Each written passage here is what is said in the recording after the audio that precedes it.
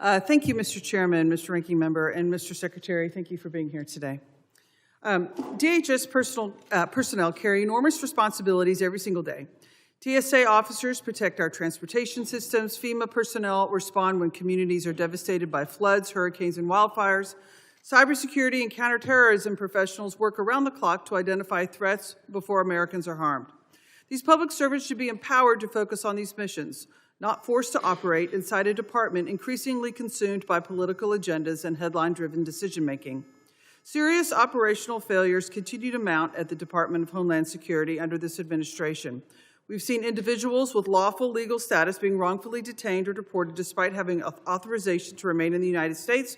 We've seen repeated allegations of detainees being denied adequate medical care and in some cases dying while in federal custody. Secretary Mullin, Americans are now looking to your leadership to determine whether this department can return to its mission it was originally created to fulfill.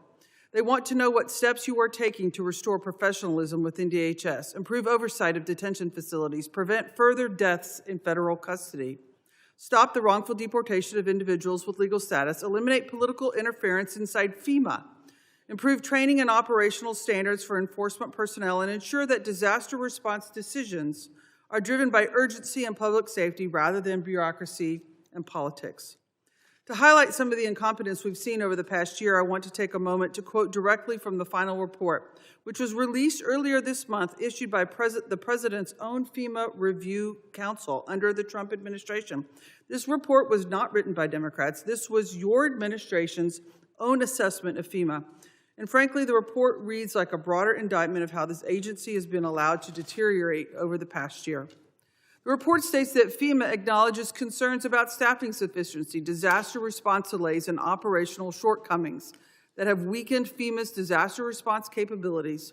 Americans in my home state saw the consequences of those failures during Texas floods. An overwhelmed system, staffing concerns, and response delays left families waiting for help during one of the worst disasters in our recent history. So frankly, I think you and this administration should spend less time turning DHS into a political messaging operation and more time focused on fixing these failures. And Mr. Secretary, I was sitting here listening to my colleagues, and I too have a line of questions about a gentleman in one of my constituents that died in DHS custody. And I too have letters written to DHS that have been unresponded to. This seems to be a pattern and practice. In fairness to you, a lot of it is from your predecessor. But we as members of Congress deserve timely responses to our inquiries when we have constituents that have had terrible outcomings with your agency. And I heard you say earlier that you're committed to do that. And I hope that's true for the letters that my office have sent you on multiple occasions relating to a death of Mr. Pakhtawali. He was a 41-year-old husband and father who was brought here on the Afghan evac program. He served alongside our men and women in military in Afghanistan and was brought here because his life was deemed in danger if he remained due to his service to our military men and women. And he was detained and dead 24 hours later. I think he and his family and this country and the Afghan community who've risked their lives to help our men and women in the military deserve an answer as to what happened. And I've sent multiple letters, and I'm here again. And I asked your predecessor if she would respond. She told me she would. She did not. Now I'm asking you, can you please get me a response to what happened to Mr. Pakhtawali in your custody? Yes.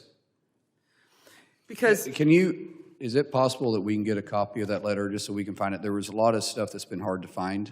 Absolutely. And I don't think, I may be wrong, but I don't think we received that letter since I've been in office. I will be happy to resend it to you. Thank you.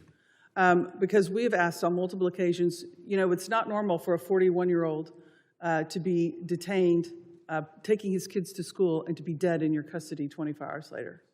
That's not a normal, natural course of events. And I think we all deserve an answer as to what happened and a comprehensive review. Because we've had, just in this one hearing, sir, 3 members of Congress have had 3 constituents die after being in DHS custody in a very relatively, for 24 hours or a few days or whatever.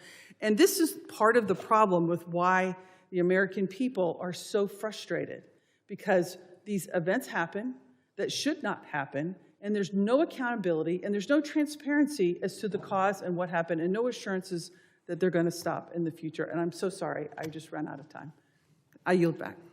Support journalism you trust. Support PBS News. Donate now, or even better, start a monthly contribution today.